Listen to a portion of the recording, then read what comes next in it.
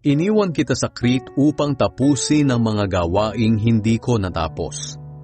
Gaya ng bilin ko sa iyo na pumili ng mga mamumuno sa iglesia sa bawat bayan. Piliin mo ang may magandang reputasyon.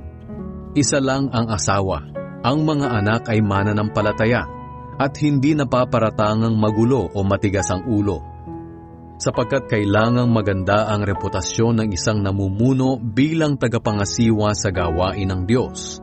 Dapat ay hindi siya mayabang, hindi mainitin ang ulo, hindi lasenggo, hindi basagulero, at hindi gahaman sa pera. Sa halip ay dapat bukas ang kanyang tahanan sa kapwa, maibigin sa kabutihan, marunong magpasya kung ano ang nararapat, matuwid, banal, at marunong magpigil sa sarili. Dapat ay pinanghahawakan niyang mabuti ang mapagkakatiwalaang mensahe na itinuro sa kanya, upang maituro rin niya sa iba at maituwid ang mga sumasalungat dito.